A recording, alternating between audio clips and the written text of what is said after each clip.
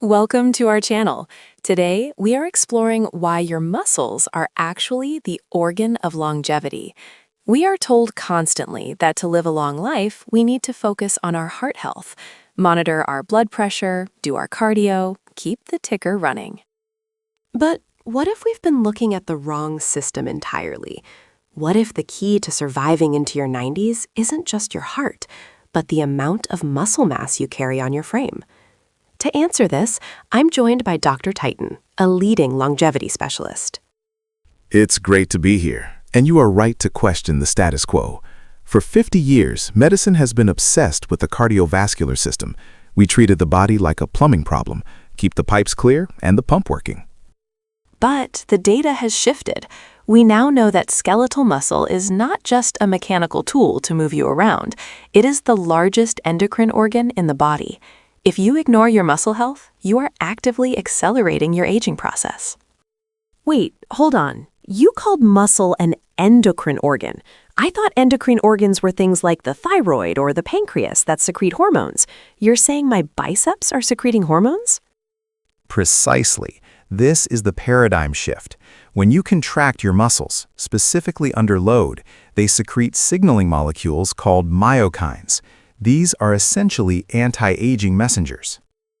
These myokines, such as interleukin-6 and BDNF, brain-derived neurotropic factor, travel to your brain, your bones, and even your liver to regulate function.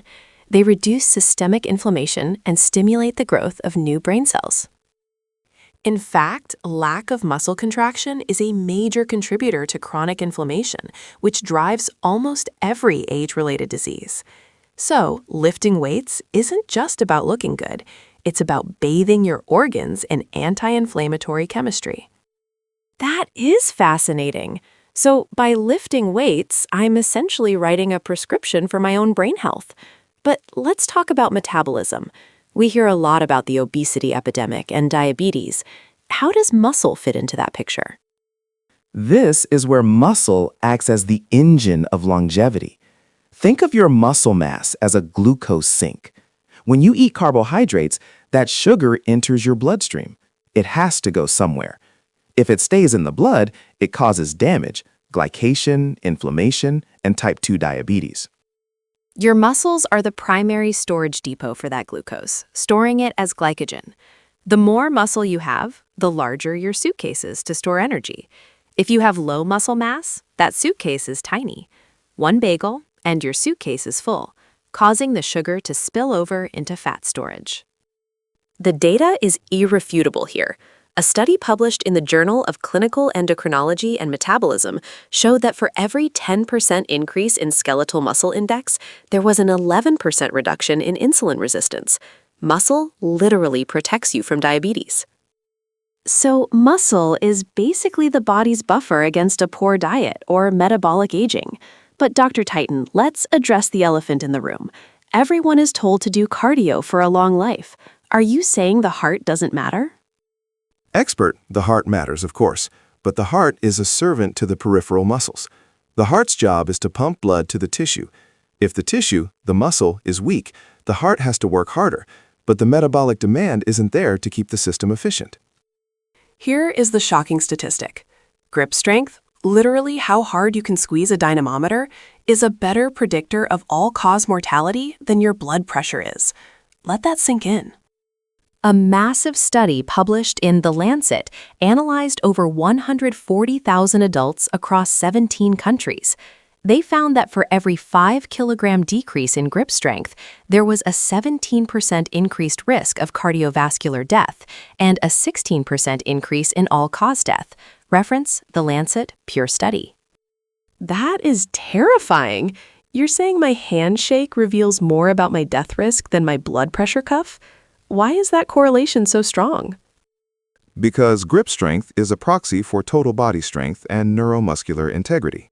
If you have a weak grip, you likely have weak legs, a weak core, and a fragile system. This leads us to the silent killer of the elderly, sarcopenia. Sarcopenia comes from the Greek for poverty of flesh. It is the age-related loss of muscle mass and function. It starts in your 30s, but accelerates rapidly after 60. Most people don't die of old age. They die of complications from frailty. I've seen this with grandparents. They get slower, they stop moving as much. But how does that lead to death? Is it just about not being able to walk? It's the frailty cycle. You lose muscle, so you move less. You move less, so your aerobic capacity drops and insulin resistance rises. Then the catastrophic event happens, the fall. Falls are the leading cause of injury-related death in adults over 65, ref CDC data. If a senior breaks a hip, the mortality rate in the following year is anywhere from 20% to 30%. Why do they fall? Lack of strength. Why do the bones break? Lack of muscle loading, which stimulates bone density. Muscle is your body armor. It protects your organs and your bones. Without it, you are fragile. The data from the British Medical Journal confirms that low muscle strength in adolescence is actually a strong predictor of early mortality in adulthood. This is a lifelong bank account you need to build. Okay, Dr. Titan, you've convinced me. I don't want to be frail. I want the armor. But a lot of our listeners are maybe 50, 60, or even 70. Is it too late? And are we talking about light pink dumbbells or something else? It is never too late. In fact, nursing home residents in their 90s have shown significant muscle hypertrophy, growth, after just 8 weeks of resistance training. But here is the key: intensity matters. The biggest myth is that older adults should take it easy. No, because of something called anabolic resistance, older muscle actually requires a stronger stimulus to grow than younger muscle. You need to lift heavy enough to fatigue the muscle. If you can lift a weight 20 times easily, it's cardio, not strength training. You need to be working in ranges where the last few reps are difficult. This stimulates type 2 muscle fibers, the fast twitch fibers, which are the first to die off as we age. So we need to lift heavy things. What is the minimum effective dose? How do we start without getting hurt?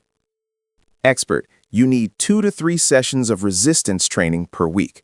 Focus on compound movements, squats or getting out of a chair, hinges, picking things up, pushing and pulling. And you must prioritize protein. As we age, we become less efficient at processing protein. Data from the American Journal of Clinical Nutrition suggests older adults need nearly double the RDA of protein to maintain muscle mass compared to sedentary young adults, ref AJCN. Dr. Titan, this has been an eye-opener.